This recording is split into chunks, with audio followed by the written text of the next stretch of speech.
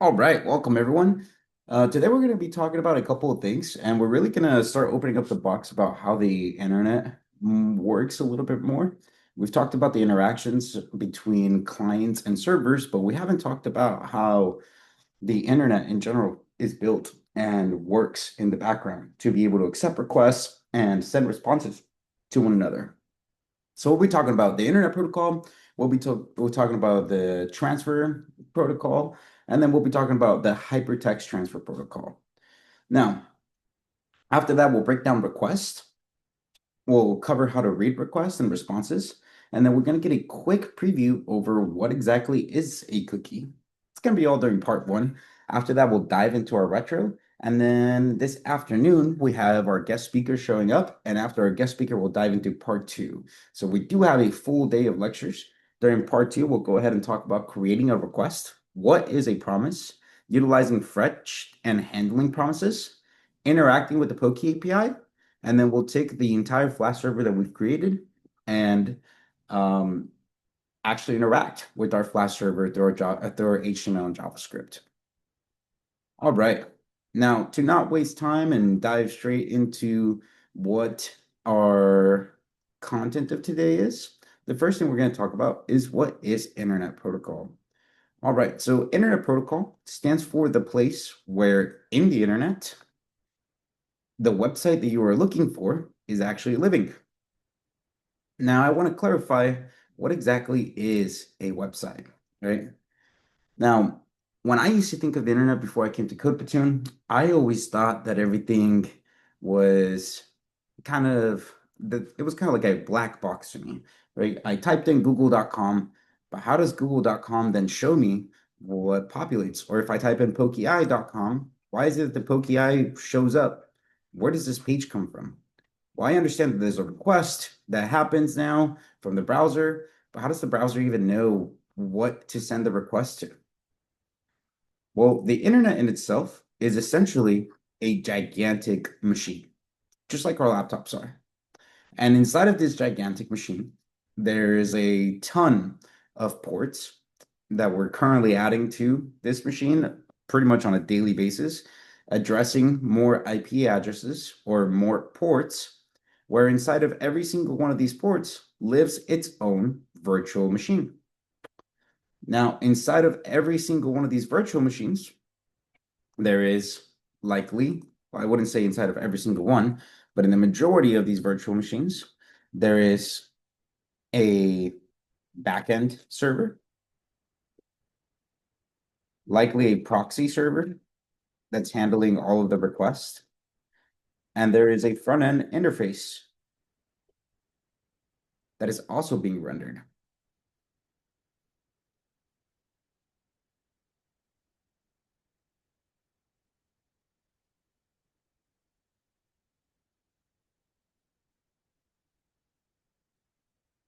All right, so we could take that down back to the original square that it was. And oh no, all right, it didn't copy it. But so that's everything that lives inside of an IP address. Well, what does that look like, right? Or how do I even know that that's what that means? One example here is the pokeapi.co, right? We know that this is HTTPS, so it has Hypertext Transfer Protocol Secure, and we'll go into what that means. But inside of my terminal, I can actually look this up to figure out where is it that this actual naming convention addresses me to. And I can do that utilizing a tool named NSLookup. And then I can specify the site that I want to look up. Now, when I do that, it gives me quite a bit of information. It tells me, hey, the server that I'm looking up currently lives at this address. So inside of this massive machine, there is an address called 143.224, point, et cetera, et cetera. And inside of this massive machine, there is a server that renders that entire site. Well, why is it that this is the address, but when I type in pokeapi.co, it routes me to the address? Well, think about it kind of like a phone book, where in this phone book, we can find someone's name, such as the name being pokeapi.co. And this phone book will tell us the phone number, being that the actual place or the phone number that I can contact pokeapi.co is the IP address that's down below. So Poke API is nothing but almost like a variable, right, that I can call upon inside of the browser. And the browser is going to show me that variable that I'm calling to make it human readable. But all of my requests are actually following to the virtual machine living on this address. Now I call this a virtual machine. To all of you who are working within WSL, you're essentially already within a virtual machine. And you'll see during our deployment week that every single time we deploy a site, what we're entering is a very similar environment to what your WSL looks like. Inside of this virtual machine, all we're occupying is saying, hey, at port 80, which is the default port that renders, is where our user interface will be showing up. And then we'll be saying that at port 8000 is where our API server will receive and respond to requests. So inside of this virtual machine, there is a server. We're at port 80. Hi, gorgeous. We have our user interface, which is currently what we've built with our user interface is in HTML, CSS, and JavaScript. And our server is currently built with Flask and a PostgreSQL database living as a background service. So I should say that this is in port 5432. All of them living within the virtual machine that we can find at the following address. And that's the internet protocol, right? Meaning that every single server or every single site actually has an address. And inside of that address, what we're seeing is a breakdown of the ports inside of that virtual machine. One of them being where the user interface lives, and another being where requests are being received and processed. Now, when we send requests to the Poke API, we don't actually have to specify port 8000, and we'll see why once we get to our deployment week. All right. Does anyone have any questions regarding the IP or Internet Protocol?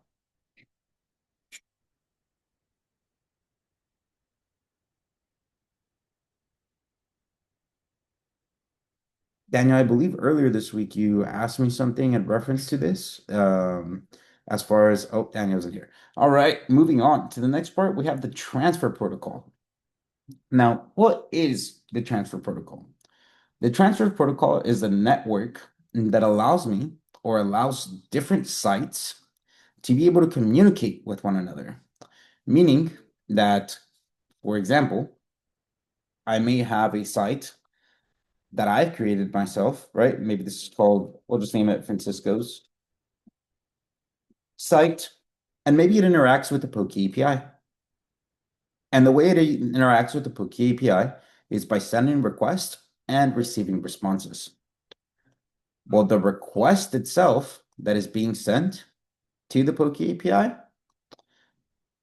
the tunnel that manages this communication, that's what's known as the TCP. It's not the actual communication itself or the efficiency of the communication, because the transfer protocol does not care about how you're actually communicating or how this communication is being executed. It's simply the mechanism that allows for this communication to even happen, right? So that's the transfer protocol. That's why it's called, that's why I put send it there. It's kind of the mentality of, I don't care what happens, we're just going to send it. And then if it fails, it fails. It's your problem. But I am going to facilitate your request or your ability to communicate. All right. Does anyone have any questions regarding the difference between IP and TCP?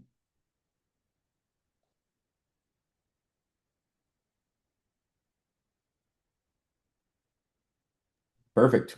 If there aren't any questions there, what we're going to do is we'll move on into our slide deck and start talking about HTTP. Now, HTTP, the web protocol,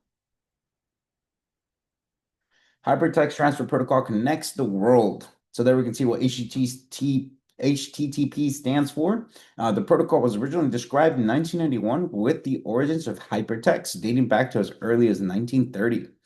I believe we talked about this earlier, how everything was essentially just text and then anchor tags linked to other files of just text. And the original purpose why the internet was even created was to be able to share scientific research between different colleges and different scientific programs. All right. So the Hypertext Transfer Protocol was originally designed as a protocol for transmitting hypertext. The modern equivalent of hypertext is HTML. Today, HTML has grown to support much more than just linking from one page to another, but it was the concept of linked pages that uniquely defined the early web. HTTP has also found new use cases while transmitting HTML. Is a common use of HTTP can transfer any type of document or file. Today, HTML isn't even the most commonly type of document transmitted over HTTP. Images, CSS, JavaScript, API responses, etc. are far more common. Let's break that down a little bit. I'm going to come over, let's come over to the Poke API, and I'm going to go ahead and inspect my console. Now here in the source tab, oh, not the source tab, the network tab, I apologize, is where I can see all of the requests that are being sent and everything that is being accomplished. So let me go ahead and refresh the page here. When I refresh the page, we can see that in 4,000 milliseconds, there has been a ridiculous amount of requests that were just sent and received. So let me go ahead and open that up here. And let's take a look at what this request sent and received. So for this request in this amount of milliseconds, it looks like we have a GET request that went out to SimGAD, some DACA images. So it looks like it brings back images. Let's see. Here we have some HTML content. Excuse me, this isn't HTML, this is JavaScript that was received. We can see down below. Here we have another image. Here's some more code, which it looks like this is just JSON. Actually, this is type text. Right, so I can see, look at this. We even have the Poke API score PNG, which came from the Poke API. I can see that there's a ridiculous amount of requests being processed at the same time that the site is being rendering on my screen. So as soon as my site refreshes, let's take a look at what happens at the very beginning. Here I get some Poke API. So there's the original request that is sent, and it looks like I get back a 304 response. I get back some styles, which is likely a CSS template. In this case, it looks like it comes back in JavaScript. So I'm assuming they made this inside of React, and that's why my styles are coming back in a JavaScript format. Here's more information as far as templates go. Here's main, and even main is coming back as JS. So I'm going now that I'm seeing main as a JavaScript. This is 100% a React application that has been created here.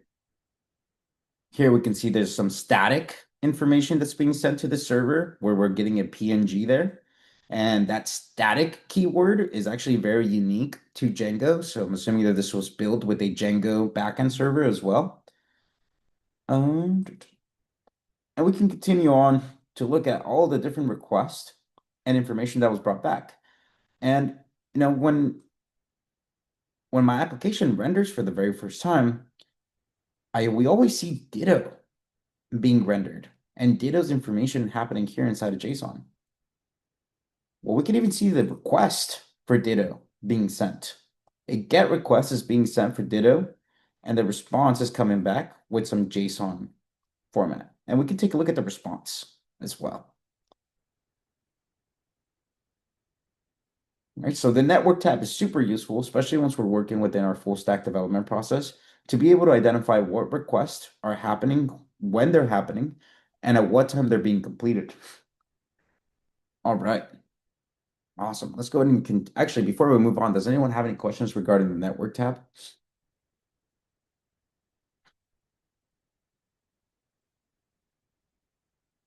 Okay, great. Let's go.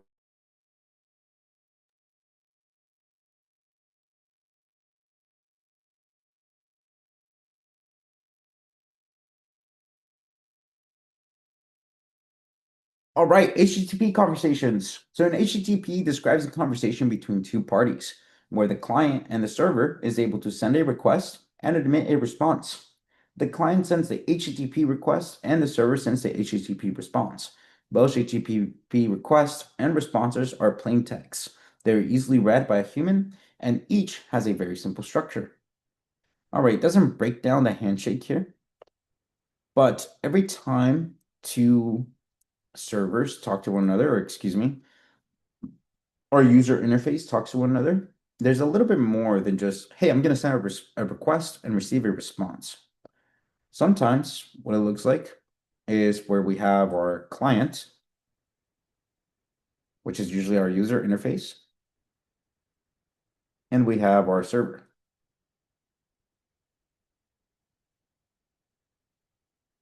Now, our server doesn't always live inside the same machine or the same IP address that our client lives.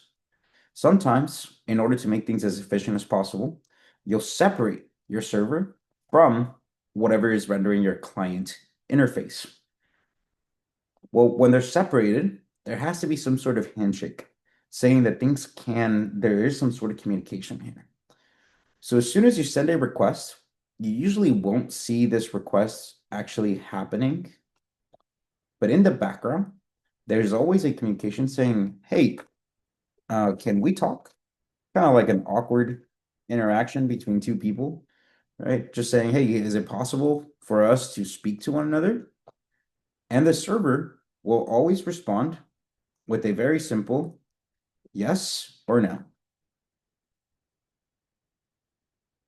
If the answer is yes, then the client will go ahead and send a request saying, hey, I need index.html. And then the server will respond with, all right, if that's what you're looking for, here is index.html. I know it will also need main.css, and I also know it will need main.js in order to render properly. And it sends that back to the client, which then allows the browser to render our user interface. This hey, can we talk portion is going to be super important once we start talking about our Flask server and how we're going to communicate to it, because we're going to actually explicitly see the response being, no, we can't talk.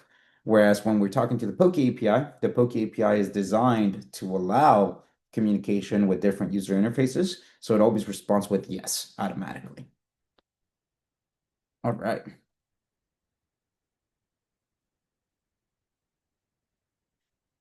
So now here's the breakdown of the requests. We have a GET request that is sent for bio.html, the host that is sending the request, which is example.com, and we have the user agent. So this is saying, hey, Google Chrome is the one that sent this request. All right. That request goes to the server. The server accepts the request, and it may come back with 200 OK. It may come back with a different response, such as 404, which at this point, with all of us working in GitHub, I'm sure we've seen plenty of 404s, right? Which 404 stands for not found. It may come back with a 204, no content, or it may come back with a 500, which means that there's an internal server error, meaning they don't know how to handle that information. So there was a problem within the logic that the developer made. So it returns 500. There's also 400, or excuse me, not 400. Is it 400? I gotta remember my last request, but there's a different one that tells you, hey, you sent a bad request. So this one is your fault, where 500 is this one is the developer's fault. So in this case, what we're getting here is a status 200. This lets me know the server was able to receive and respond. This content length just says how many characters are inside of the response. The date is pretty self-explanatory. The content type in this case, although it is just text, because all files that we create, whether they're JavaScript files, CSS files, Python, they are still just text. Right? We can open up a notepad and write code inside of that notepad and interpret it with the specific language that we're trying to render. In this case, we're sending back text and we're telling the browser that the way to interpret this text is as an HTML document. And then comes the content. Here is the content, the HTML content that you are going to render. I believe now it's going to break it down a little step by step here. All right, so that GET request. Again, this is the method that we're using to send the request. In this case, it's GET. We have the URI, and we're going to talk about the URI here shortly. And then the protocol. Now, this protocol here is important. As you can see, this is HTTP, meaning that it does not have a security certificate. And security means that there is encryption. I'm not going to type that out. Let me see that. So security means that there's encryption, which is why sometimes we see HTTPS. So here's all the common types of requests. We have get, post, put, and delete. We talked about this when we created our Flask server. This is our CRUD capabilities, where get is for reading information, post is for creating information, put is for updating, and deleting is for delete. All right. Now, the request line, or the URI, is the Uniform Resource Identifier. That is what I want to receive. All right. When we created our server in Flask, what our Uniform Resource Identifier was, is when we did /students. Right? That's what told the program, oh, what you want is a JSON response regarding students. So here we have a URN, which we can see it's the host plus the URI. So in our example, we had HTTP 127.0.0.1 at port 8000 /API/v1. In this case, URI is example.com/bio.html. And the URL also has the addition of specifying the protocol that we are sending. So in this case, we have HTTP. So let's take a look at our Flask server here and identify that information. So if we come down to where we built our methods here. So here's our protocol. Here's the host that we're specifying. And then here's our identifier. Right? And that's how we get our URL. Protocol, host, and identifier being specified to be able to receive our request.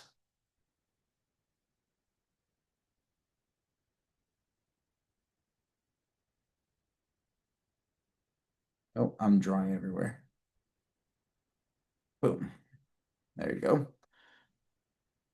All right, so there's our request line and headers. We're going to talk about headers later on, but headers essentially hold information for the server, such as where is this request coming from?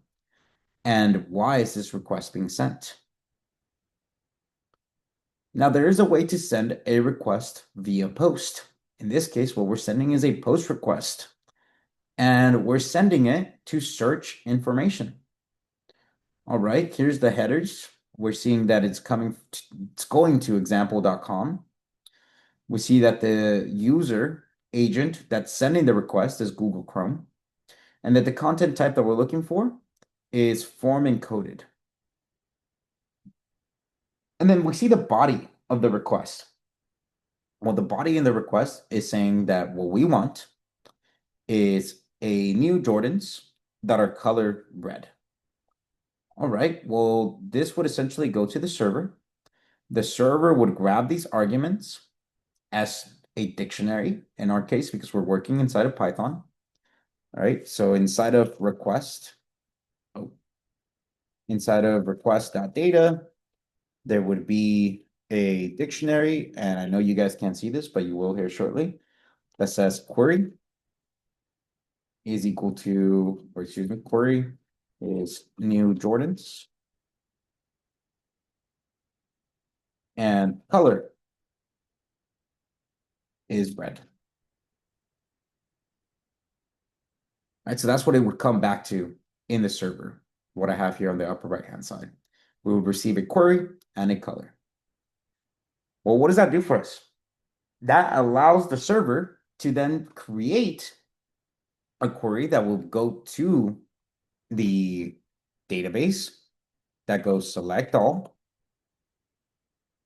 from Jordan's, where color is equal to red. Maybe it does a descending order, and it has a limit of, let's go with 20. Right? Descending order so that it shows the newest ones. And then a limit of 20 because we don't really need that many at once. So then the server runs that query against the database. We know from the interaction that we had in our Flash server that what we get back is actually a list of query sets. It serializes them to return a response, where our response would be a list, or excuse me, an array of objects, where each object would be representing a shoe of Jordans that is likely one of the newer entries and that holds the color red. All right, so that's the whole purpose behind this request line here. All right, let's go ahead and continue pushing forward. So we see there the query parameters are being passed. We broke this down, the host. So additional request data can be included as part of the URI instead of being included in the query request body. So we can include our queries or the things that we want to receive from the, from the server by specifying it within the URL pattern when we send our request. And there are APIs that you're going to work with that will tell you, hey, if this is what you're looking for, or you have specific parameters you're looking for, make sure that you utilize a query. So it'll tell you the pattern, usually identified by this question mark. This question mark means, hey, the following are going to be key value pairs, where the key is the name that we had assigned in a form, and the value would be the input that gets placed into that value, or that gets placed into that portion of the form.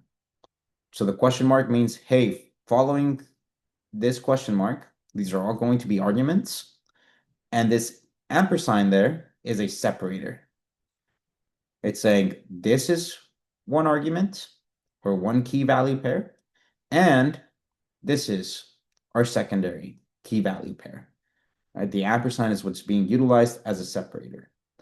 Now this percentage 20 is just the equivalent of saying there's a space or an empty space between Air and Jordans. All right. So here we're breaking down the request headers a little bit more. At this point, can somebody go ahead and take a stab and read this slide? Request headers provide additional context about the request. Some examples. Host, example.com, tells the web server which domain the client is requesting content from. Often a single web server will serve content for multiple domains, sometimes called virtual hosts. The server uses this header to determine which content to serve. Accept language EN. The client lets the server know which languages it prefers the response to be sent back in. User agent, Google Chrome 53.2. Which type of client sent this request? Sometimes the server will respond differently based on the UA field, user agent field, except text slash HTML or text slash plain. What format response is the client interested in receiving? HTML, an image, JSON, etc. All right, fantastic. So these are all fields that I can specify. Most of the time, we don't actually specify these fields. By not specifying something like accept, it'll leave it up to the server to send back a response, and it will accept it regardless of what the content of the response is.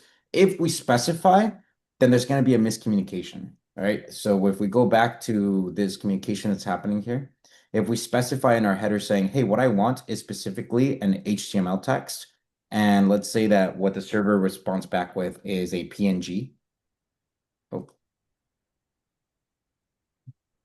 a PNG file, then the client will block it. The client will say, hey, you know what? That is not what I want. Right. So it's going to stop this request and say, pretty much, no, this isn't what I wanted. Why are you trying to send me this? And it'll even block it from entering the browser. Why would you want to specify this? It's just an extra layer of security if you really want to specify what the server can actually communicate you with. And you could do the same thing from the server side, where you can specify what kind of requests you're actually able to process. And if the client or somebody tries to ask you for a request in a different format, then you could shut down that request and say, you know what, we're not going to talk anymore because you're trying to do something funky, and I don't want any of that happening here. All right. Now, the response. So the response 200 stands for the status line, which is okay. It tells me the content length. That's essentially our headers there. And then we have the body. Let's break it down. So status code 200, which stands for everything went well. Here's your response. And our okay is the reason phrase. And then finally, our protocol, which in this case we have HTTP.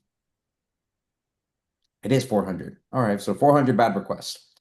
So here's the common responses here, right? We'll see 200, which is okay.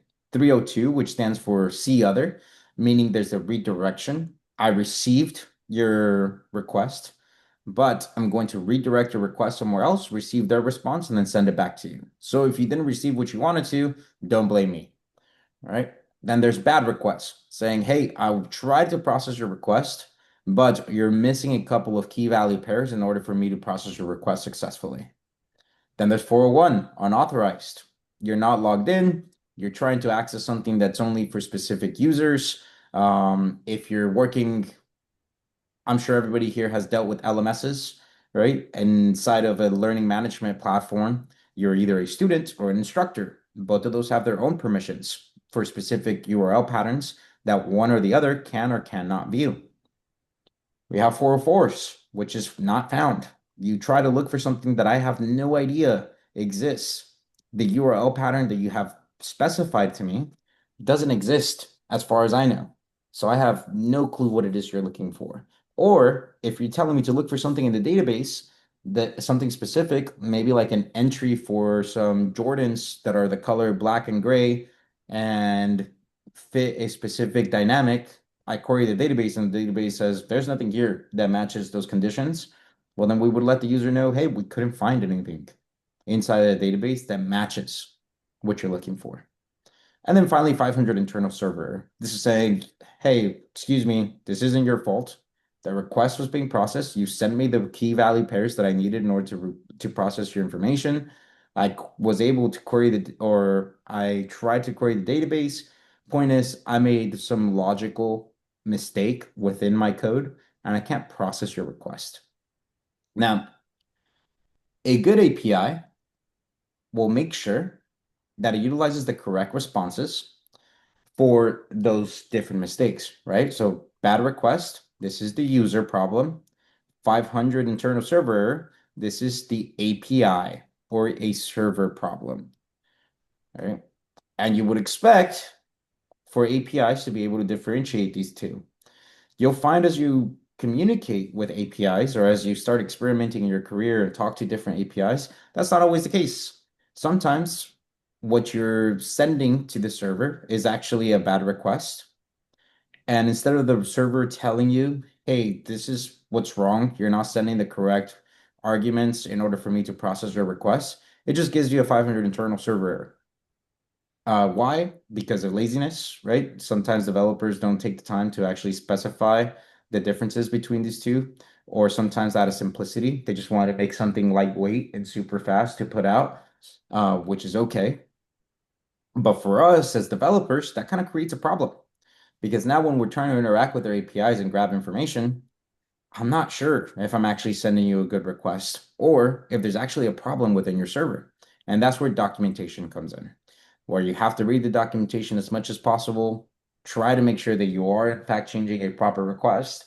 And if you're completely convinced that you're sending a good request and you're still getting a 500 internal server error, then at that point, there's usually a contact us portion inside of every API where you can send them an email, and within a week or two, you'll receive a response from their team letting you know if there's something wrong with your code or the way you're making your request, or if it was actually an error on their end and if they have addressed it or if they're working on addressing it. All right, well, that was my tantrum regarding status codes and proper API design. So let's go ahead and continue forward here. So here we have our response headers. Can somebody read this slide here? Other than Nick.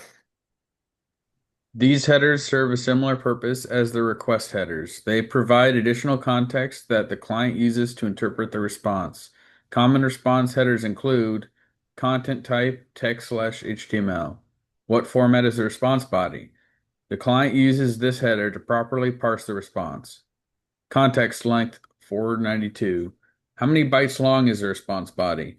This header tells the client how many bytes to read from the network socket.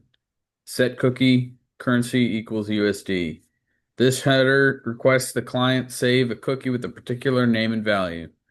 Date, Friday, 22nd Jan, so on and so forth. When was the response sent? Awesome, thank you. All right, we're not going to dive into this set cookie portion. The only thing that I do want to point out is realize that this set cookie didn't happen from the client side. The server is telling the client this is a value that you're going to reserve. And we'll talk about why cookies here shortly. Like, why wouldn't I just send this within the response? What's the whole point of having a cookie? Start having that thought process so that when we go into that conversation, we can answer that. So many HTTP conversations. Imagine a user browsing a few pages on a typical website. Dozens or hundreds of HTTP conversations will take place. Loading the homepage HTML, one HTTP, and that's just for one single page. So we saw that earlier. Again, I go over to the Poke API. Here's my network tab. I go ahead and refresh it. And you can see all of these calls being made in a couple of thousand milliseconds. All right, so at this point, this is how long the website has been living or where the last request was sent. It looks like this one was just a collection here. Let me take a look at our headers for Google Analytics. All right. There's this request here, which I have. It's also a Google pattern that's going on there. But we can see all of the thousands of requests. I think this is the portion where we process the most, just to be able to render this one site. Notice that it has a user interface here. So I wonder what happens if I click about. Wait, if I click about, there's a whole different set of requests that are happening all over again. Likely accounting for ads, which is new to the Poke API, unfortunately. They used to be ad-free. That is unfortunate that they have all these ads now. There's the API v2, which now we're talking about documentation here. And you can see more and more requests piling up. All right, go ahead, Carlos. Sorry, I don't know if it was just a timing thing, it just kind of coincided, but as you were scrolling down, it looked like there was new requests being made. Is that because it's just kind of seeing what's coming into like what you're viewing on the screen at that point? It could be. It could be the fact that they have it so that they have something called lazy rendering, whereas information or images won't render until it's coming up on the screen. And then once the browser detects like, hey, I'm about to scroll down to that portion of HTML, then it'll render that request and make more requests to be able to fill in the blanks. So that's called lazy rendering. And it's to make sure that you keep like your user interface lightweight so that the user doesn't run into like, oh, my site is lagging because I'm waiting for all of these requests to be completed before my front end even renders. So instead, it just makes a necessary request to render the user interface at first. And as you scroll through it, it continues making other requests. Does that answer your question, Carlos? Yes, sir, it does. Thank you. All right. Awesome. So now we can see an example of how this rendering process works. Let's talk about stateless. So what we'll be building here in Code Platoon will be a stateless server and stateless communication. So a very important characteristic of HTTP is that every conversation shares no state with any previous conversation. Every HTTP conversation begins with a new connection from the client to the server. It's as if the two parties are meeting for the first time. Even requests made just moments before have no bearing on the current request. All right. Well, what does that mean? This conversation is happening every single time, right? So I go ahead and respond with index HTML.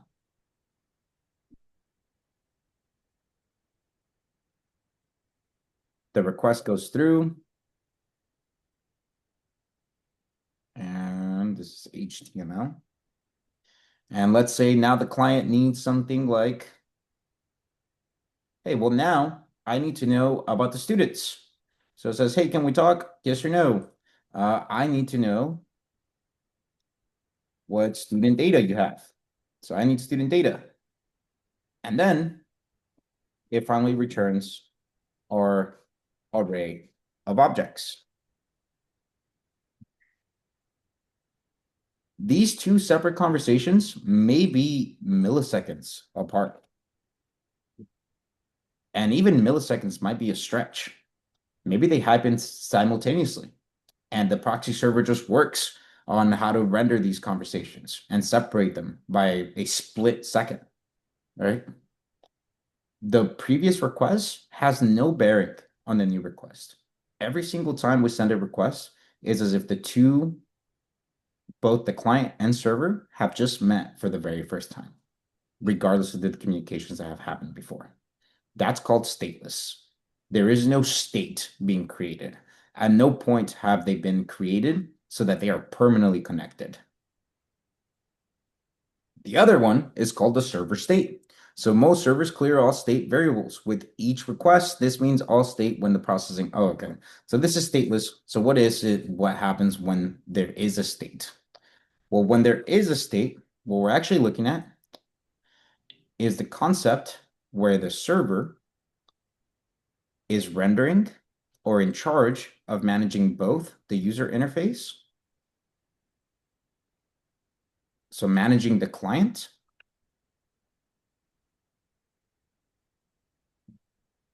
and managing the data management itself. So as information is coming in, once the client creates the connection, a session is created. And that session continues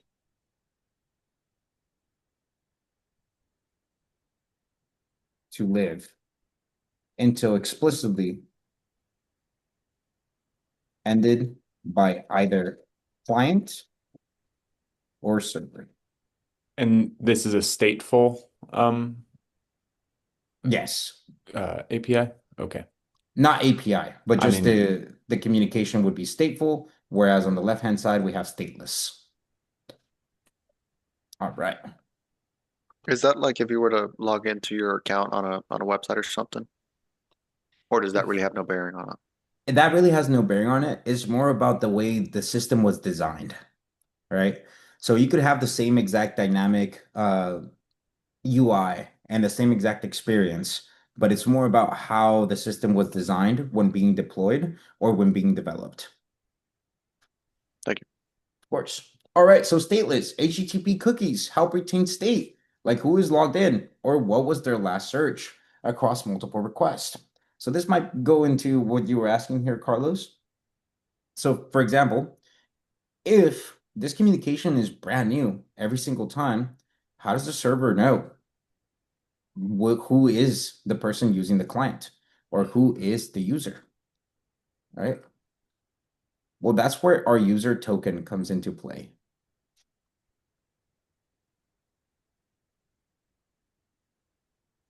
And our user token is usually some sort of mixed number of characters or something that's kind of encrypted, and that can be given to the browser from the user. So let's say we log in, right? We log in for the very first time. We send all of our permissions. We say, hey, can we talk? Yes, we can talk. And let me actually just make a separate little example here for that one.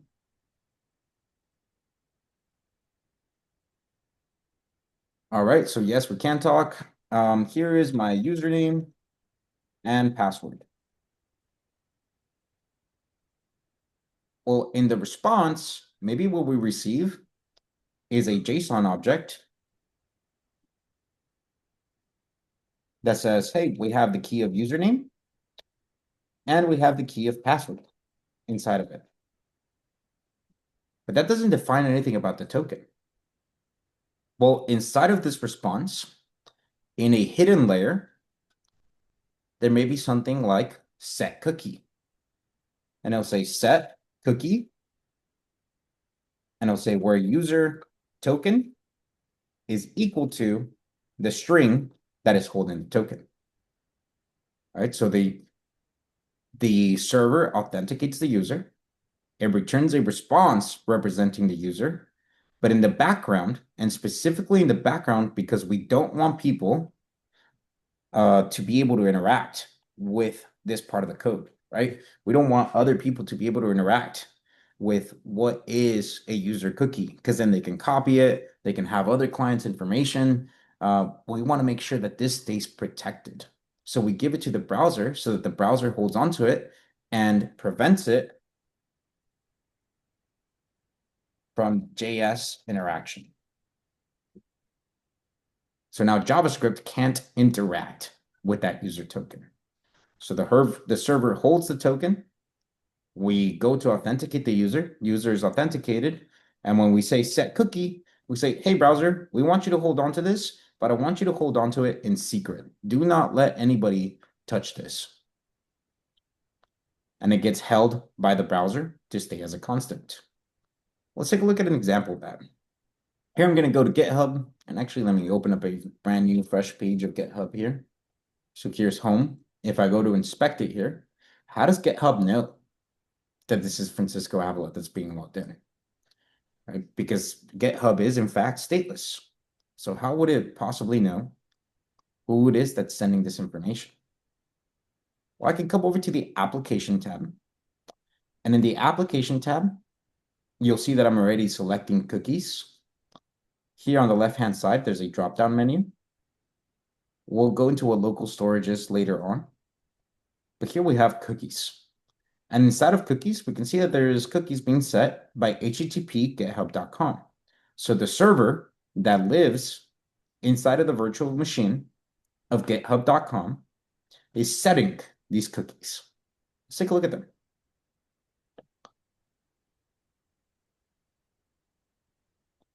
The cookies that are being sent is something like, hey, here's a user session. So there's a user session that's being mimicked for me.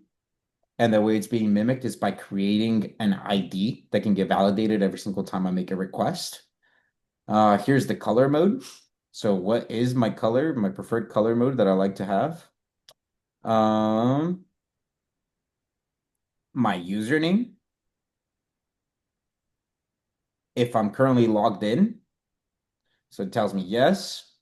If you're ever logged out for a specific, or if you're logged into a site and a specific amount of time goes by, and all of a sudden you try to go back to the site and it fails, more than likely what happened is either the user session or the token, which in this case this is essentially my token for my user, has timed out, meaning that it has lived for too long when this communication happened and the token was created, typically you want to give it a lifespan saying, hey, at this date, this token will no longer be valid. And every time the user sends a request, or not necessarily every time, you want to create some logic that's maybe renewing that user token every few days or every couple of days, as long as a request comes in from that user. That way a user is not being logged out consistently, right? And if the user doesn't send a request for about a week and this time goes by, well, when that token gets sent on their next request, trying to authenticate or trying to grab information with the student data, because now we have a user. So when they go to grab student data, that user token is being sent with the request. So we're saying, hey, here's my user and I need student data. Well, at this point, this token has timed out. So what it'll respond with is you either need to log back in. It'll say, hey, the user is now null, and it'll force the client to go back to a login page. All right, so that's kind of what's going on there in the background. And then you can hold something like my time zone. And again, cookies primarily are being created, one, because this is information that the server is handling and it needs the browser to be able to track it so that we can have some sort of consistency and we're not refreshing every single time we have a new conversation. And two, to be able to protect all of this data from having JavaScript being able to interact with it. And that's cookies in a nutshell. And I just dove into cookies. Yeah, there you go. So cookies in short, you'll learn more about how HTTP cookies work, but for now, here's a summary. The server sets cookies by sending them to the client as part of the HTTP response. The client stores the cookies. The server does not store any cookies. Any cookies for the current domain are sent to the server as part of the HTTP request. And I believe that's, oh, here we go. Now we go into our summary. So in summary, HTTP is a proven protocol. It's extensible and has found uses far beyond what was imagined in 1991. It's relatively simple, human readable, and easy to parse with code. HTTP first changed the world by connecting users and servers to form the web. But today, excuse me, it's the foundation of so much more than the web. You'll soon realize that HTTP is everywhere. All right, that's going to conclude our slide deck there. Does anyone have any questions over anything that I covered throughout that first portion of our lecture? So for that cookie expiring, like one of the things that you could use it for is like, say you're logged into your bank information and it says, hey, if you're about to time out, if you don't click this, it's just prompting you for basically a request to renew your cookie. Exactly. Yeah, when you click that button or you refresh the site, because so I have a problem. I understand why banks are so secured, but it does annoy me that that like I have to log in every single like 30 minutes to be able to log in, right? But every time I log in, a cookie is being generated that's being sent to either my phone or my laptop or whatever machine it is that I'm utilizing. That's being stored, and then every single time I send requests to see my bank information, that cookie goes along with that request, gets approved by the server saying, hey, this is a valid token, and then processes my request. And then I did have one more question. It's based on something that was like earlier in the slide deck. So the user, like, I'm trying to think of the name that you used for it. Basically, like the website. So, like you said, Google Chrome is like in that initial request it'll state like, hey, this is using Google Chrome. Is it saying that because Google Chrome might handle JavaScript and HTML different than like Safari? So it might have like customized web pages that it'll send That's a based great on question. what the user is using.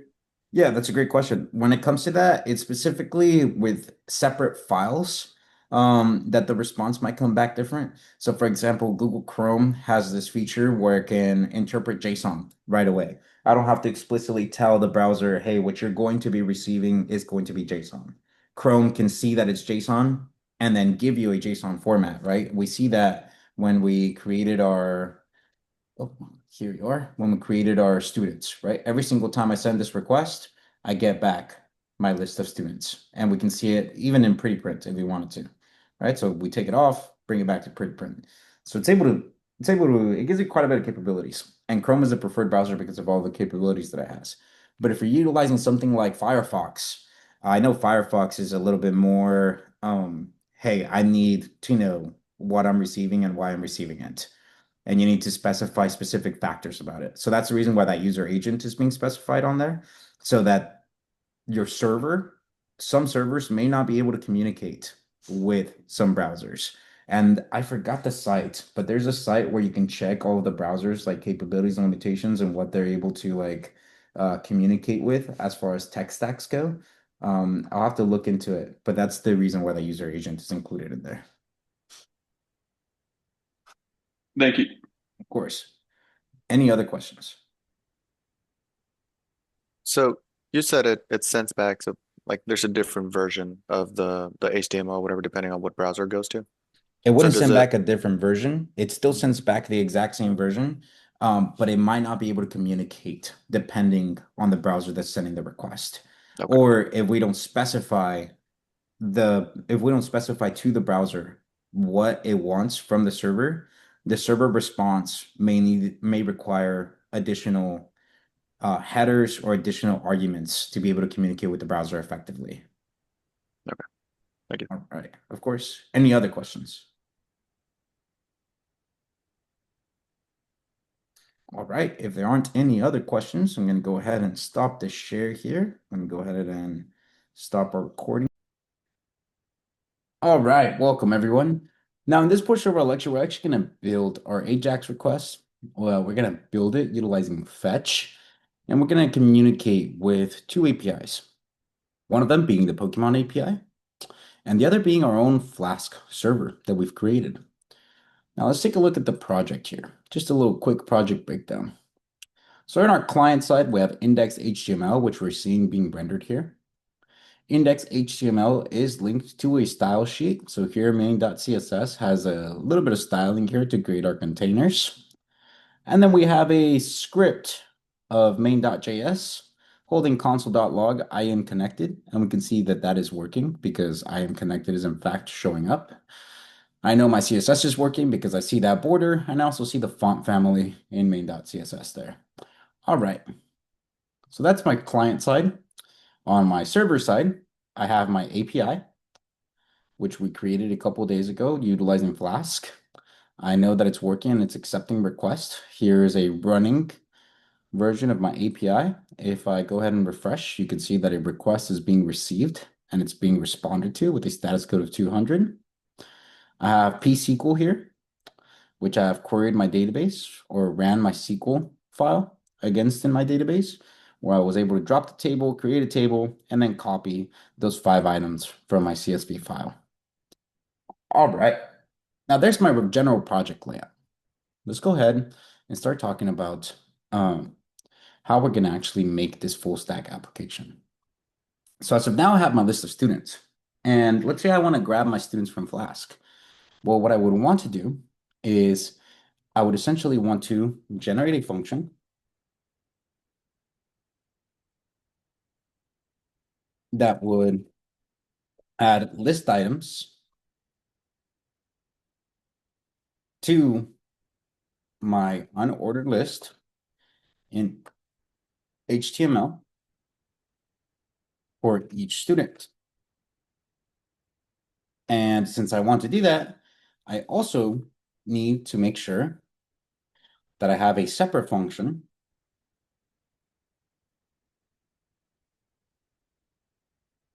that will grab students within a response,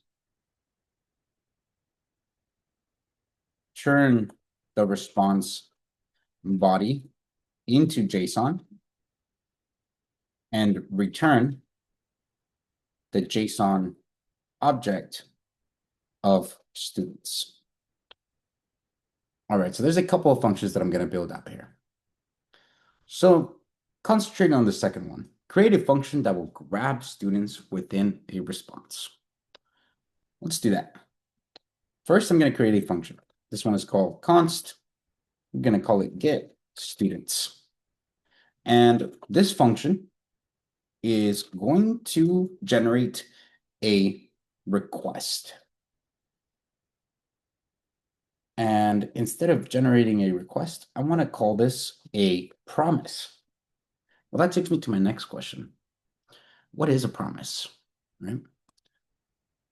I'm going to draw this out in this format here. So we have our index.html file, which currently holds an unordered list.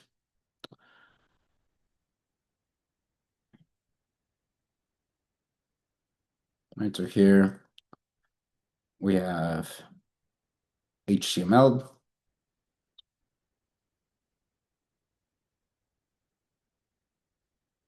And here we have an unordered list.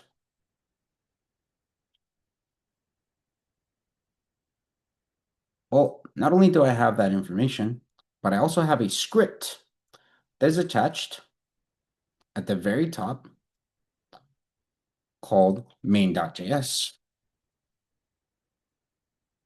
Now, main.js does a couple of things, or will do a couple of things, right? Like we referenced to this.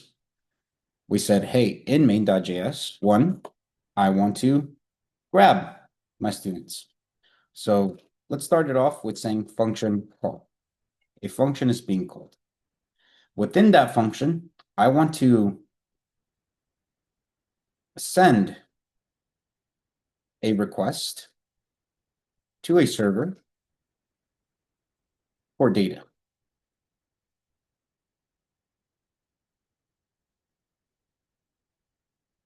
Then I want to receive a response from the server to process data. Finally, I want to create list items for each object within the data array. So there's a couple of steps going on there. Now, when we talk about this, we're only talking about it from the front end perspective, but we know that there is also a server. And in that server,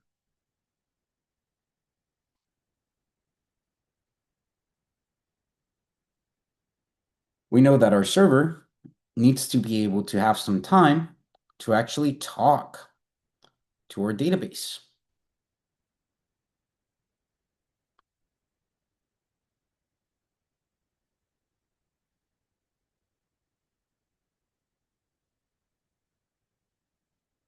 All right. So the process where a request is being sent and a response is being sent back is called a promise.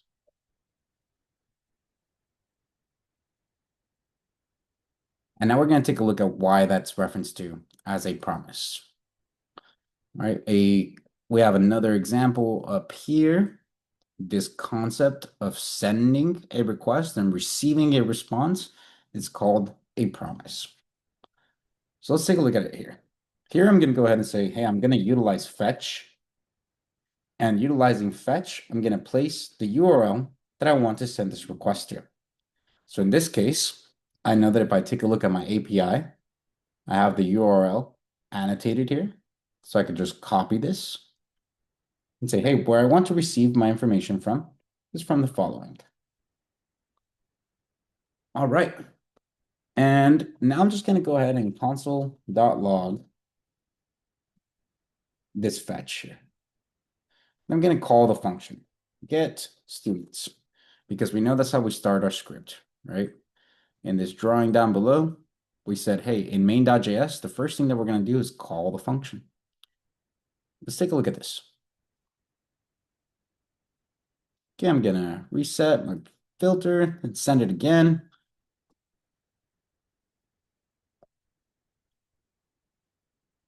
All right, it looks like it's giving me a 404 not found, and that's because of 127.0.1. And it looks like we're sending a promise. Let me see this GET request here.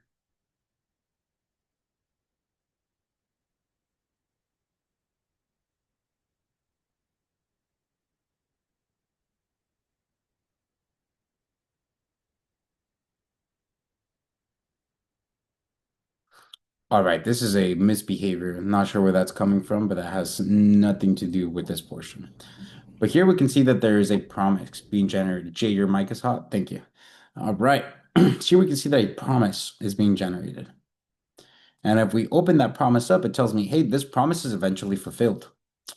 But it doesn't tell me how it's fulfilled or where that information is coming from. A promise is saying, hey, you have sent a request. And I promise to give you a response. Now, that response could be an error,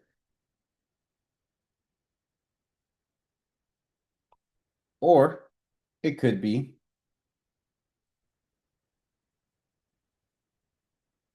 a data set. All right, so now let's continue on with this function. Again, go ahead and take care of this fetch here. Now, because JavaScript and the way it's executed, it's running from top to bottom, right? Well, the server needs time to create a query that will speak to the database, right? So the server here needs time to be able to conduct this query of students.objects.all.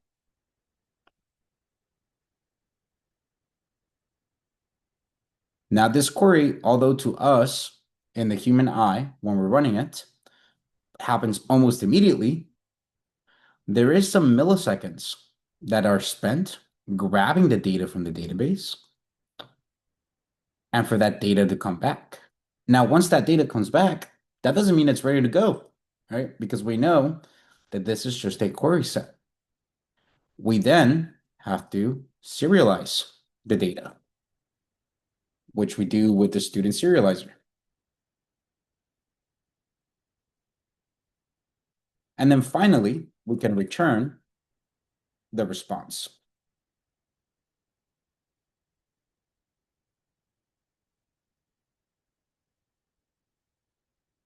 All right, so there's our process there of information being sent. But JavaScript's still trying to run from top to bottom. When JavaScript is running, it just goes from top to bottom. Yeah, we send a request, but when we receive that response, it's expecting that response to be there immediately. And that's not the case, right? By the time JavaScript gets to this receiver response portion, well, the server is still working on serializing the data, or maybe even still querying the database altogether and waiting for the database to respond. So we need to have a way to tell JavaScript, hey, you need to stop here. You need to take a quick stop here so that I can continue moving forward, or wait for a response before we can continue moving forward. Well, that stop directive is the .then.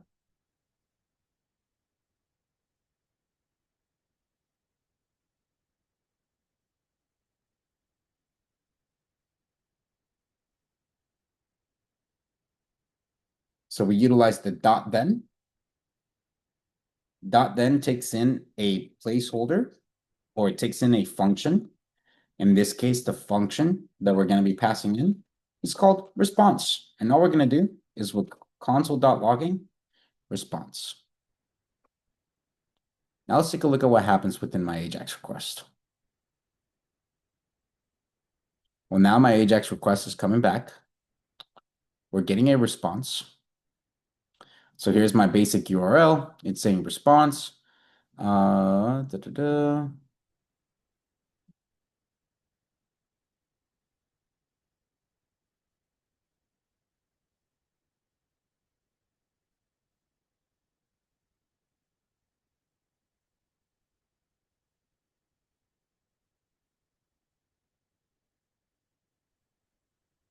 continues appending it to the students. I'm wondering why that's happening, but let's continue moving forward here.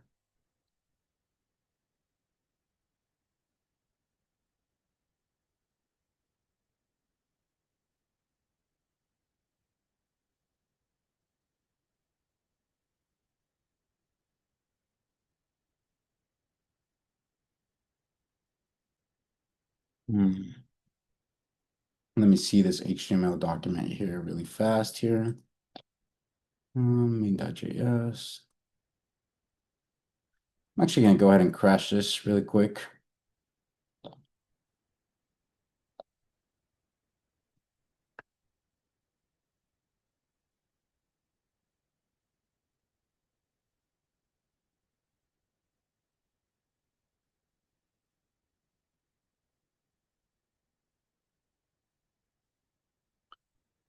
Still trying to send it to that request URL. Interesting. I'm wondering if yeah, this isn't even getting my request here. Okay, I'm getting a little bit of misbehavior with my Flask API. So I'm going to go ahead and change it for the Poke API URL, and then we'll go back and address this issue. So I'm just going to call this get Pokemon. We'll change the URL pattern here and call get Pokemon. All right. Okay, so there we can see that there's a response being generated. All right. That response is now coming back. It's telling me in my headers if there was a body that was used. Apparently, there's a body attribute that I can't see there. There's a readable stream, but it's I have to open up quite a bit to be able to get to some working data. All right. It gives me my status, which is 200 okay. And it gives me the URL that it was sent to. If I continue iterating through this, eventually I would get to some working data. But what I want to do is I would like JavaScript to take care of that for me. So instead, I want to JSONify my response. So I'm going to add that step here. Not only do I want to send data, I want to receive a response, which is what we just got here. And after I receive a response, I want to JSONify data. Okay, so now we have a response from the server because we waited. Right? That response is finally here. Well, now we need it to make another halt for the data to be JSONified. So I need to say, hey, now I need you to stop here so that we can JSONify the data that is coming back. All right, well, first, I'm going to call it within the body of my function here. I'm going to say, hey, I want my response to be JSONified by calling JSON. And now let's go ahead and try to console.log. Yeah, let's try to console.log this.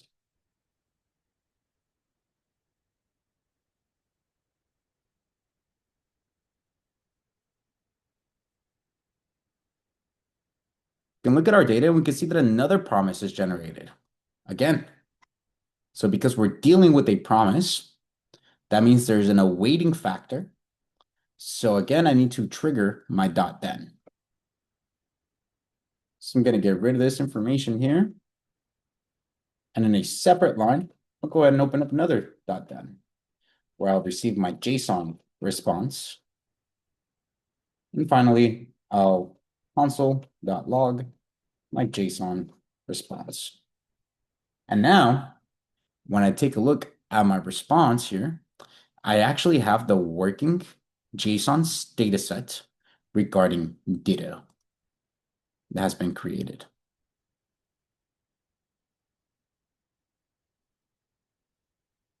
All right, so I was able to send my request.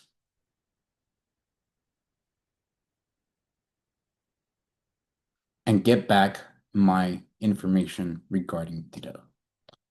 And now that I have Ditto, well, finally, I can return my JSON response, right? I can say, hey, within this function of .then, I can return my JSON response. And now my get Pokemon will return my JSON response. So now if I go to inspect the browser, we'll see that nothing shows up. If I wrap this within a console.log statement, we see we get undefined because this return is happening to the .then function.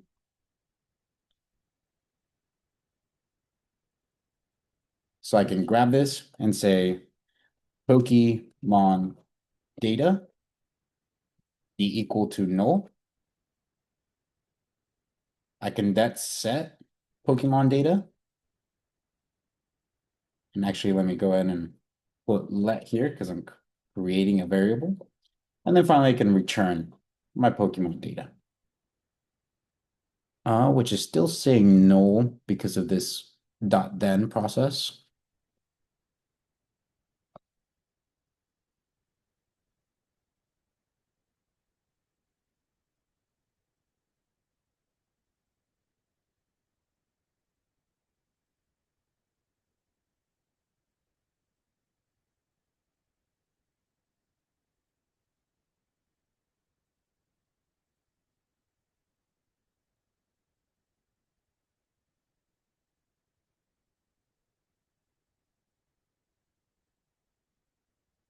Let me take a look here at what this will do.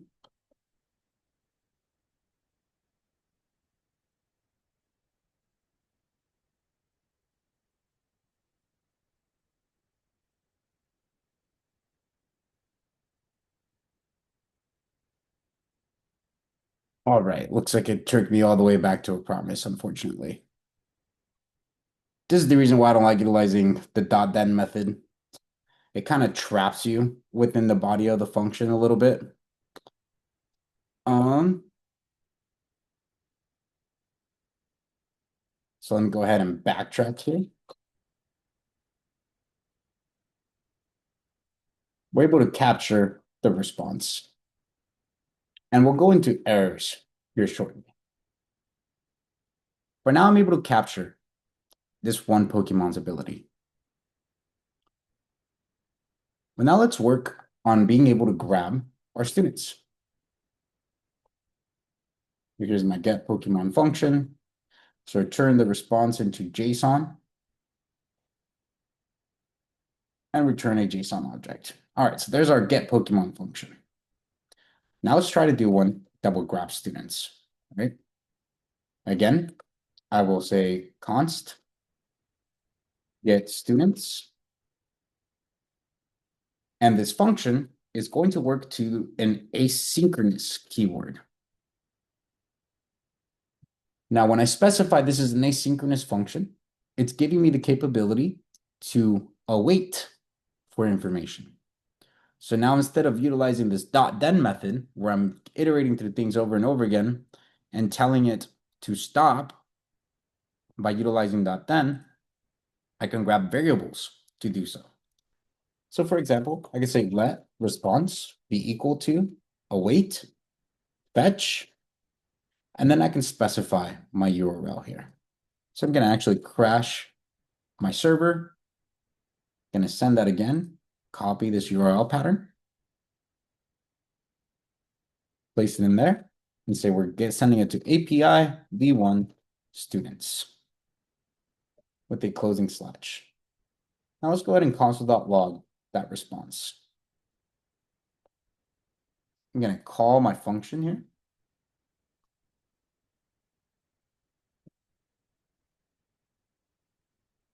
Or excuse me, I should have just done it like this. So get students.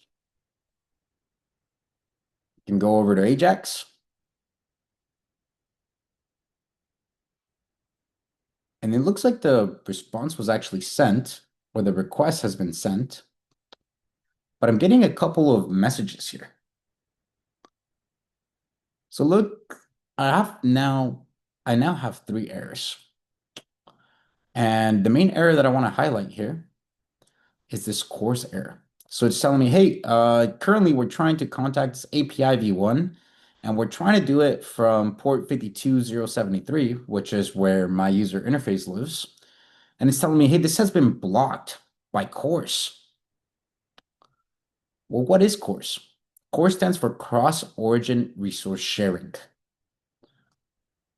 Now, earlier in our conversation about how the internet works, we're breaking down this handshake, how there's always a conversation that starts with, hey, can we talk?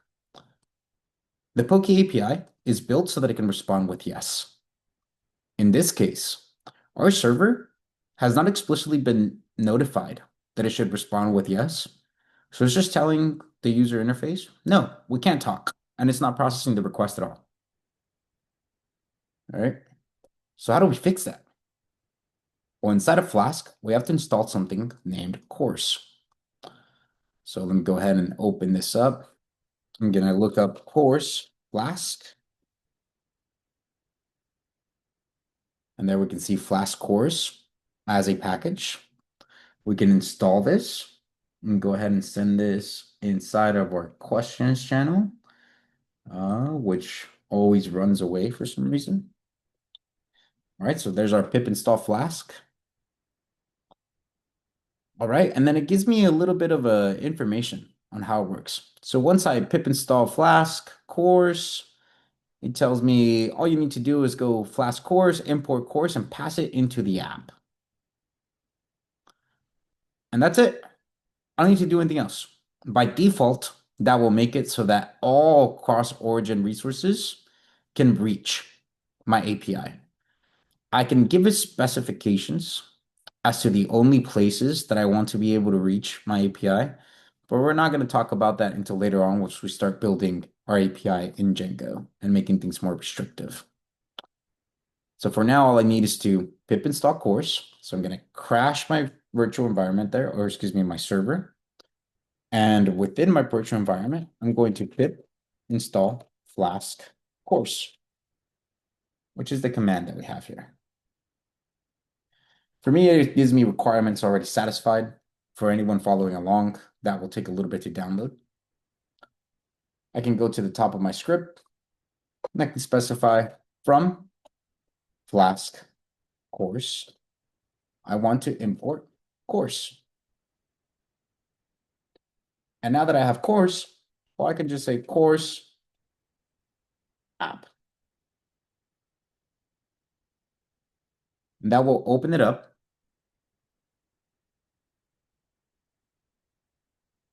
The API to receive requests from all origins. So let me go ahead and run my server one more time. All right, my server is now running. Index HTML still exactly the same. I haven't changed anything with an index or my JavaScript. Now I'm going to go ahead and refresh this. And now I don't have an error.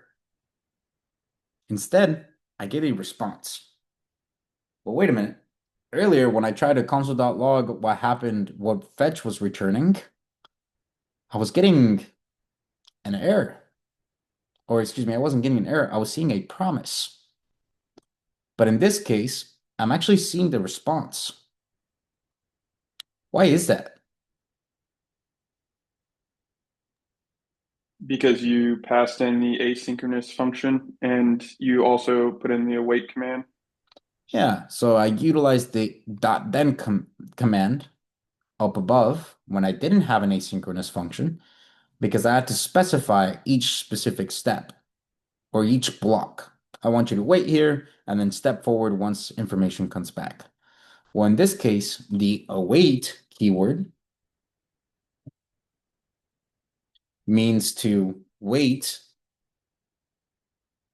until the following promise is resolved.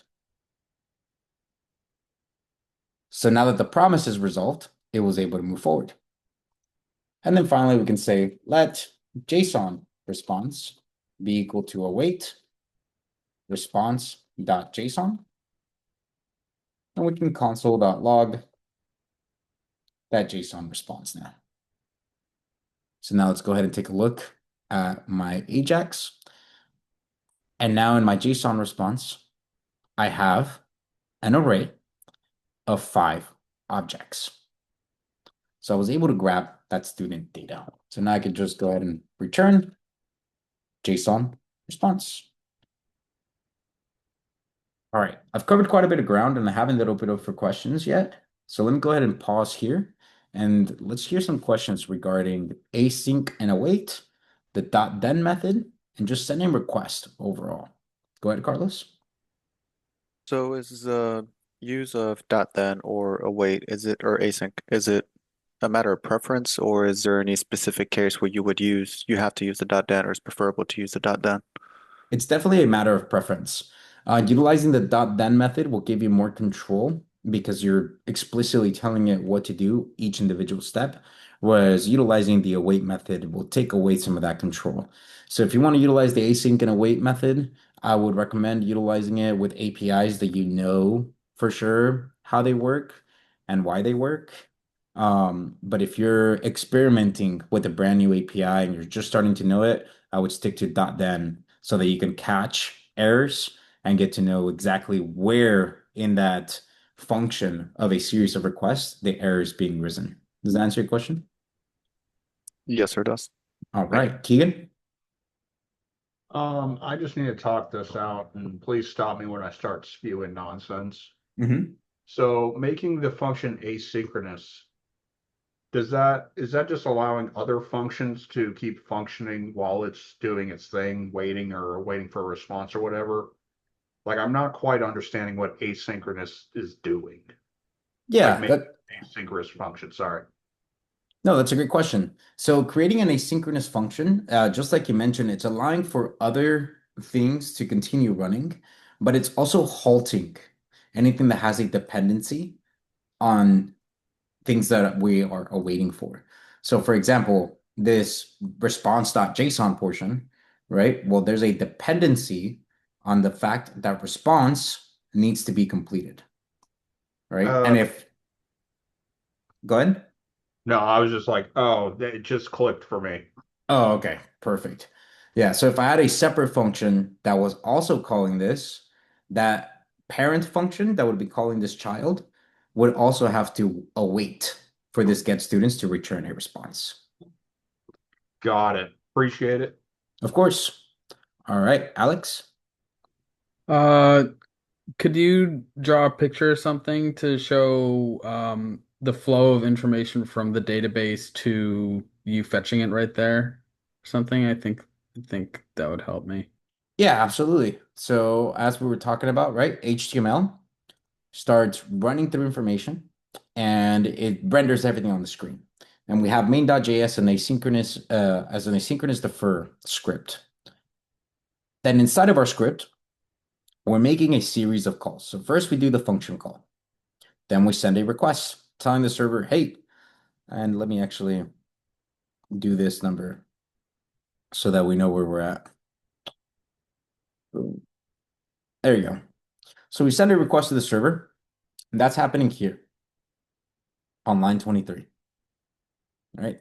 The server receives the request, but JavaScript now needs a way to know to stop. Well, this await is saying wait until this promise is resolved.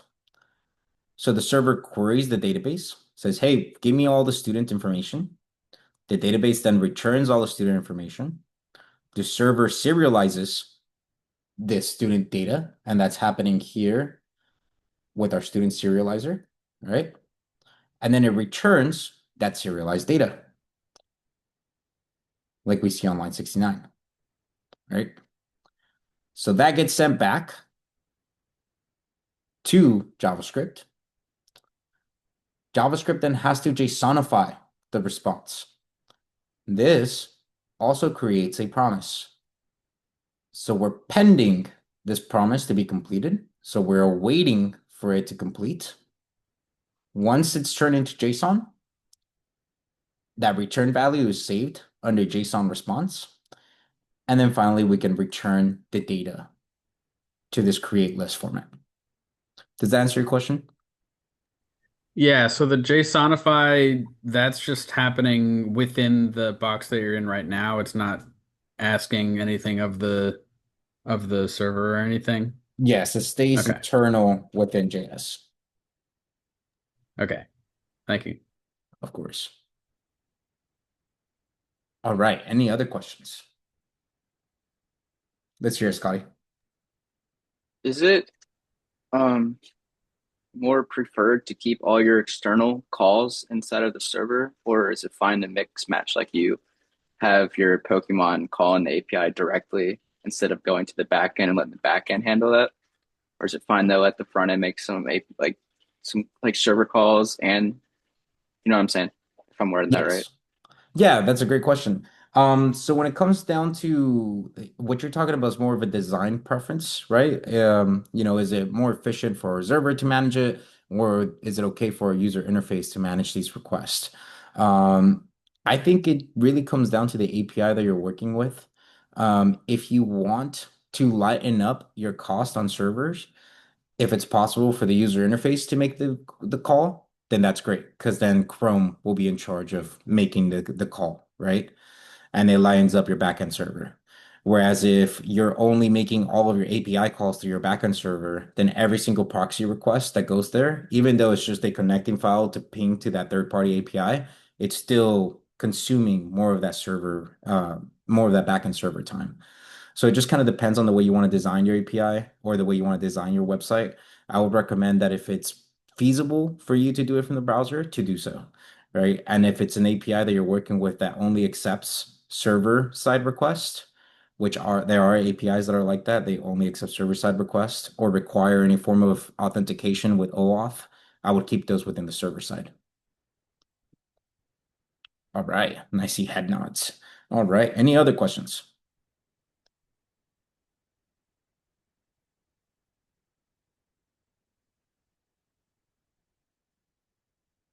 Okay, well, now we get to the fun part, all right?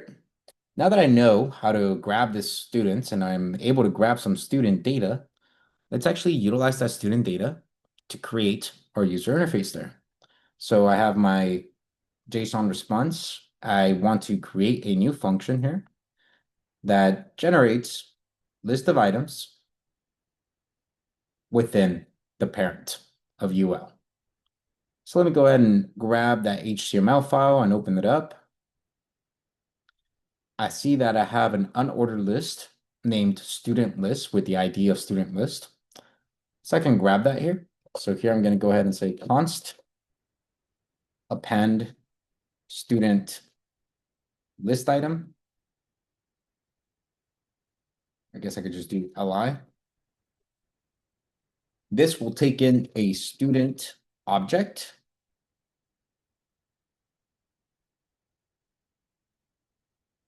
And what I wanted to do is I would like for it to grab the UL. So I'm going to say let UL be equal to document dot query selector that will grab the student list that returns to me the UL object. I'm going to create an li item. So let li be equal to document dot create element li. And then I'm going to describe the inner text. So li dot inner text. And I'm going to make that equal to the following. Well, first, I'm going to actually open up my API and take a look at what my serializer returns. So I'm just going to display the name, age, and grade for every student. Actually, I'll do the whole thing. So ID, full name, age, grade. Awesome. I'm going to open this side by side so that I have it available for me.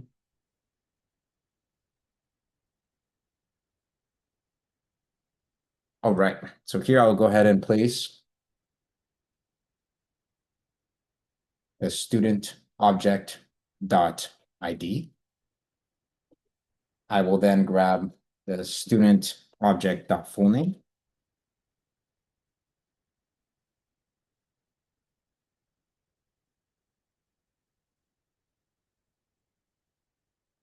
From there, I'll say age, say student object dot age, and I'll specify the grade, which will grab that student object dot grade. All right, finally, once this is completed, I will add it to the UL. So now I'll say UL dot append child. Now pass in the li. All right, so there's my information for being able to create a new list item for that student. Currently, I have my JSON response, which again, if I console.log my JSON response, and I take a look here in my terminal, I can see that I have an array of 5 objects. So what I can do here is I can say for student object of students, or excuse me, of JSON response. And first I want to console.log the student object and see what that returns. Okay, so it's giving me each independent student object there. Well, I know that what I actually want to do is I want to append the student list item where we pass in a student object. And now, when my application renders, there's a call to my backend server, and we can see it within the network tab here. That goes to students. It shows me the request, the status code of the request, where 200 was coming back. And as that information came back straight from my server, I was able to generate HTML to show the user the current students that I have within my database. All right. Does anyone have any questions about that?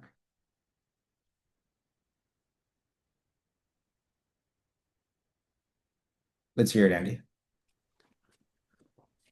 Okay. The list of students that you have here, that is stored in the SQL database, right? Mm-hmm. Okay, so then, all right. I just want to make sure. Thank you. Of course. Yeah. So essentially, now that we have our data here, we were able to create the li element that went inside of the user interface, inside of that unordered list.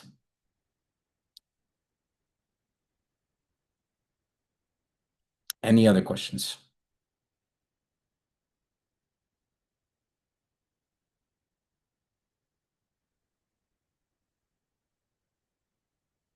All right.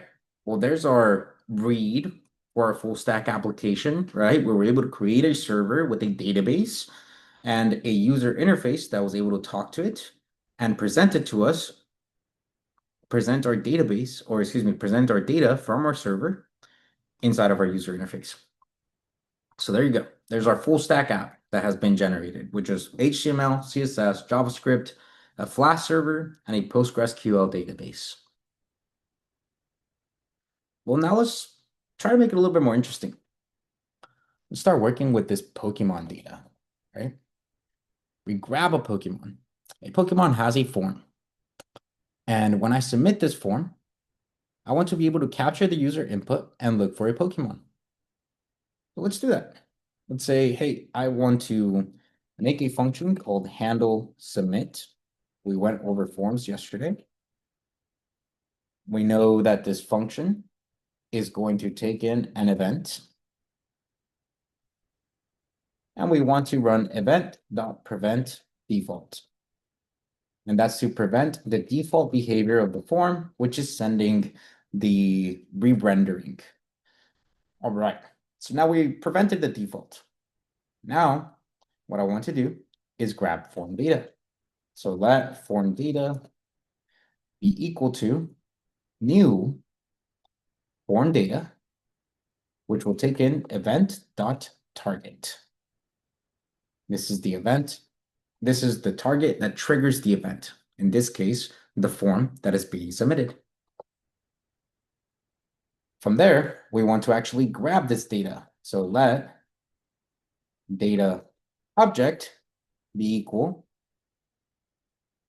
object.entries, where we pass in this form data. Now let's console.log that data object, just to make sure that we have that information. We'll go to index.html. Actually add a name here. Okay.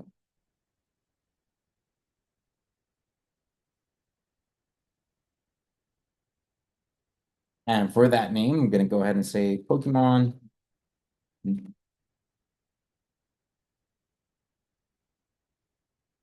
And let's attach that function to the form. So we'll say on submit, we're going to handle submit. And we'll pass in the event from the form. Let's open this up and take a look at our console. All right, at this point, I'm getting a lot of white noise in my console, so I'm going to actually start commenting out a couple of these console.logs so that we don't see them anymore. All right, now there's nothing in there. Here, I'm going to go ahead and type in Pikachu, because why not? It's a classic. So when I do this onSubmit method, what I'm getting is an empty array, and I believe that's happening because in my JavaScript, I'm utilizing the wrong object here.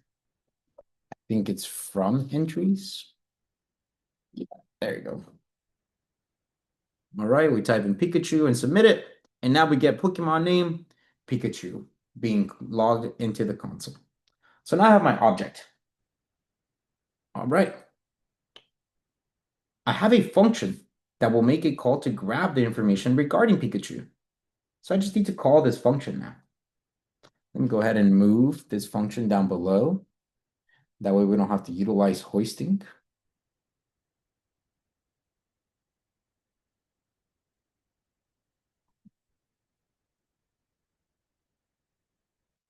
Actually, we'll leave it up here.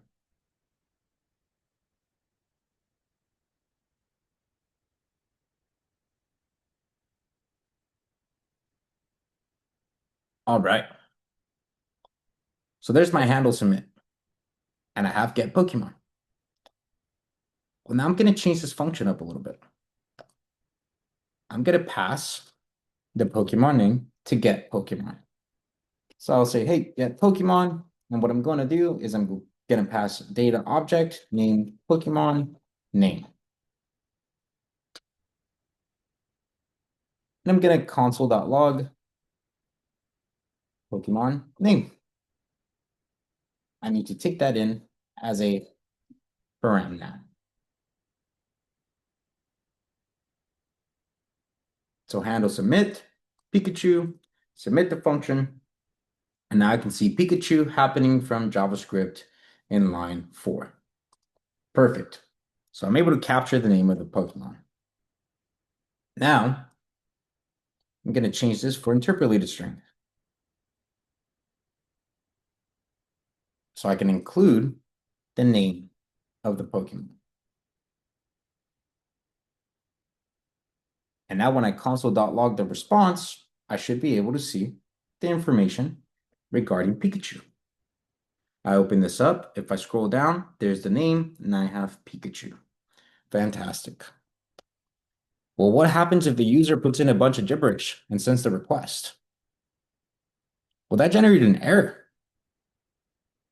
So let's talk about error handling now.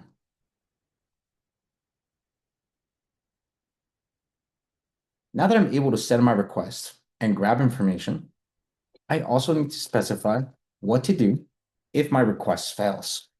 And I do that by adding a catch block. So here I can say error, and all I need to do is alert error. I type in a bunch of gibberish, submit, and I get an error. So it says syntax unexpected token n not found is not valid JSON. All right. So I could even make my own error saying, hey, this Pokemon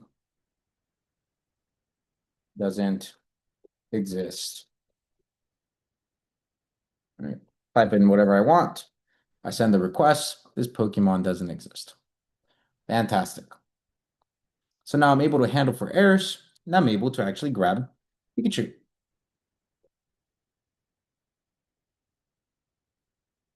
And I can see the result for Pikachu within my console.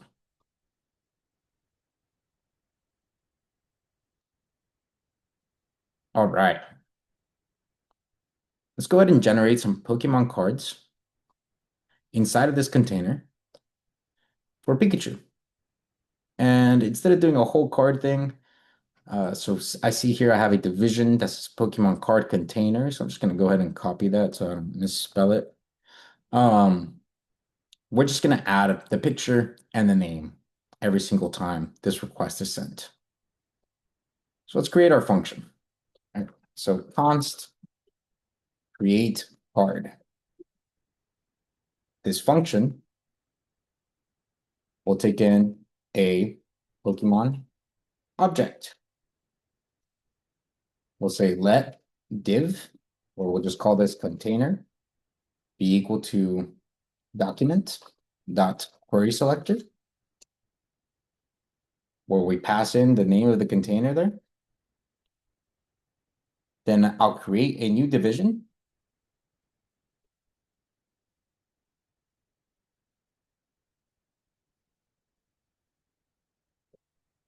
I'll create an image.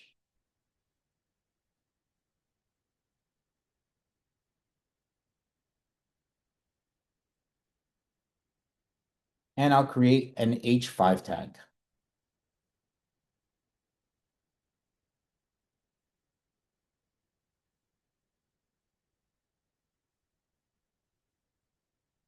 This should be IMG. All right. Now to add information into each one of them. So for my H5 tag, all I need is the Pokemon name. So we'll say H5 dot inner text be equal to, and what should that be equal to? If this is the object that comes back, so I can go ahead and specify, hey, what I want is Pikachu, and I submit it, this is the object that I'm working with down below. All right, I can close each one of these tabs here.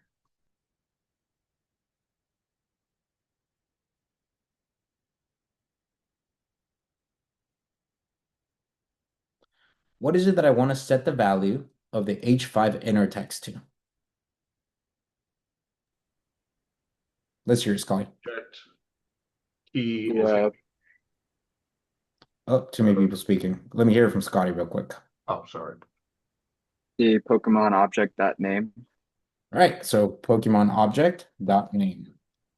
And we see that because Pokemon object is the representation of this entire object, and dot name, well, the key of name holds the value of Pikachu. Awesome. Well, let's take a little step further here. The next thing is the image. What do we want to set our image source to?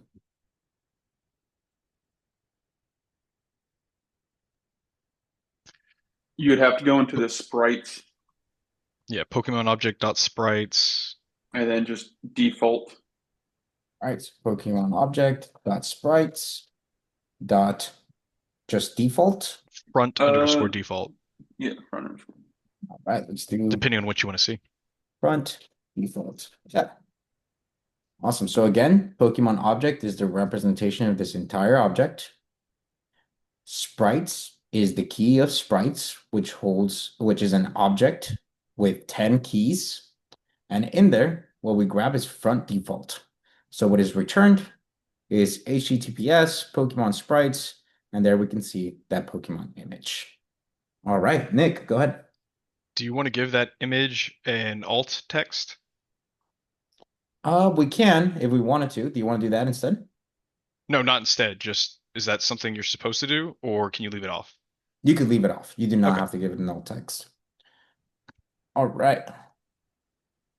So now that we have this image, we have our H5, let's add them both into that division that we have there, because we want to containerize it, right?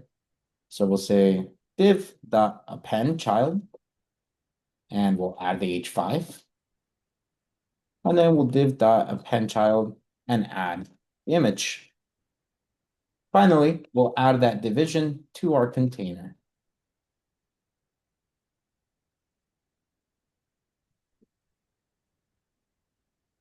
All right, so there's my create a card. I know my JSON gets back here. So now I just need to call this create a card to this JSON response. So I can call create card and pass in my JSON response, which is my Pokemon object. All right, so I still have my stuff from my server, from Flask. I can click on Pikachu. And now we see Pikachu being generated. All right, I can make it nice and fancy if I really wanted to. Let's go ahead and write all of our CSS here inside of our JavaScript. Let's just say div.style.display. We'll set this to flex. We'll then say div.style. Oh, let's hear it, Daniel. Dot. I was going to see how you would wrap that division with a label so that way that image gets attached to, or the name gets attached to the image in a label format. I know that is possible. Let me see if I could get this one showing up first, and then afterwards I'll dive into experimenting on that one. Row, and then div.style dot display, or nope, line items, I believe. I'll do it center. All right, we submit Pikachu. Oh, that ain't it. Flex direction, row. We want this on the column.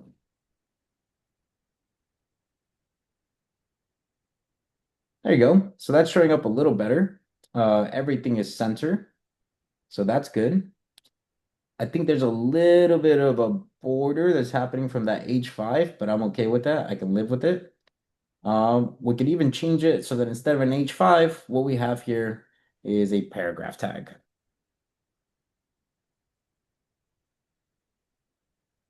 Oh, it does exist here. There you go. All right. Looks like that didn't really do much of a difference. What we really need to do is add some Your later variables height. reference. Oh, never mind, you're right. All right, awesome. So now it looks like what we need to do is add some height and width. So let's say div.style.border. Let's again do this solid, black, and make it 3 pixels. And then finally div.style.max height. And let's just make this, let's go with 50. Nope. Let's go with 20 vmin. That should do the trick. Oh, that's too little. Da-da-da. Okay, so Pikachu's pretty large. What's going on with you? Let's take a look at some CSS here. Elements, I'm gonna select one. Oh, it's my paragraph tag has too much of a border. All right, easy peasy. Let's say P. Oh, I need to save that as an H5. H5 dot style dot margin be equal to 0. Oh, hello. Pikachu, submit. There it is. Pikachu's finally showing up. Nice and pretty. I can change this and change it to Ditto. Now Ditto gets shown up. And I can change this and have Charizard show up. My Charizard shows up. And if I type in a bunch of gibberish, I get my alert telling me, hey, this Pokemon doesn't exist. All right, we can make this a little fancy. Maybe add a little bit of Mewtwo in there. I wonder if that's the way the API saved it. Nice. And Mew.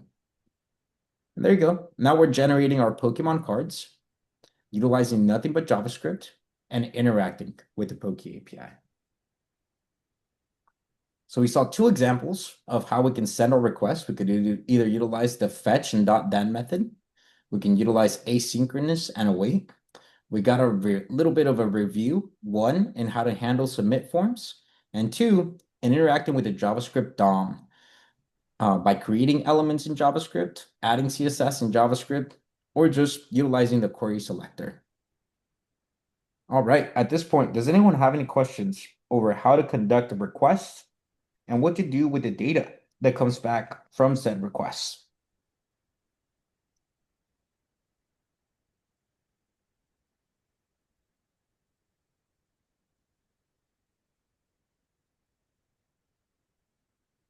All right, if there aren't any questions, I'm going to go ahead and stop our recording here.